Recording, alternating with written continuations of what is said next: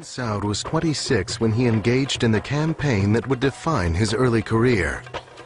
The battle to recapture the town of Riyadh, which had been lost by his father to the neighboring Rashid tribe a decade earlier. In the pre-dawn hours of January 16, 1902, Ibn Saud and his warriors attacked the Riyadh fort and killed the governor. The garrison quickly surrendered, and Ibn Saud reclaimed his patrimony.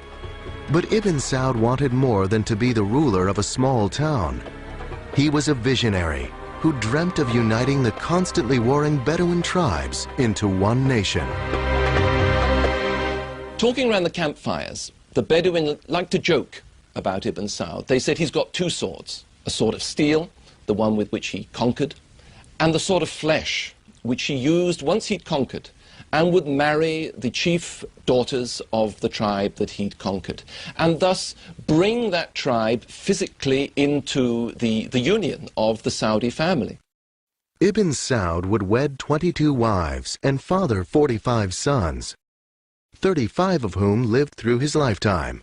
Ibn Saud's other means of ensuring loyalty were insisting that those he conquered become devout followers of the strict Wahhabi Islamic sect. They're the strictest section of Sunni Islam. Until the 30s and 40s, they didn't wear silk, they didn't have flowers in their gardens, they would never use perfume. They were Puritan, they were desert people, and they loved him.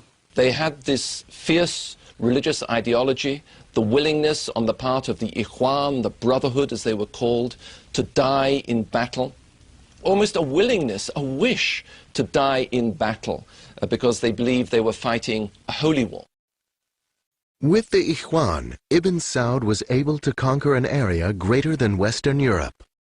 In the early 20s, Abdulaziz al-Saud was able to really take the ideology of Wahhabism, and we might consider today that's the ideology of militant Islam, and to really make it into a political force in order to pull the tribes of Saudi Arabia together. 100 years ago, the Arabian Peninsula was a place of warring tribes.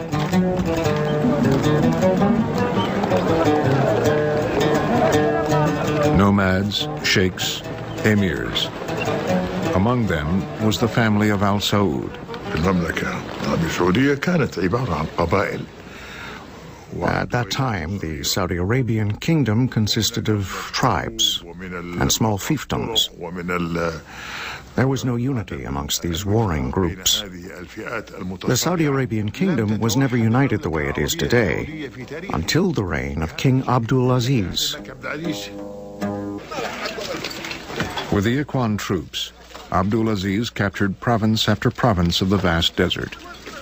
By 1926, he and the Ikhwan had captured the jewels of Arabia, Mecca and Medina, making Abdulaziz the ruler of Islam's holy shrines.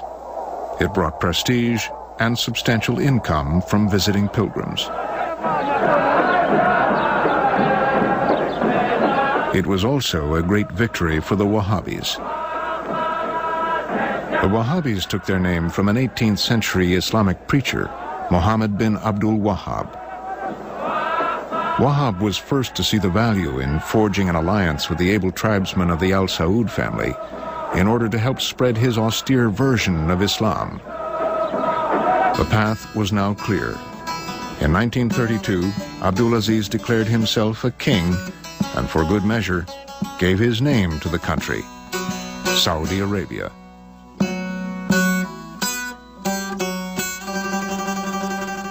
To unite the kingdom, King Abdulaziz married a daughter of every tribal chief in his realm and produced 45 legitimate sons. Every Saudi king since has been a son of Abdulaziz.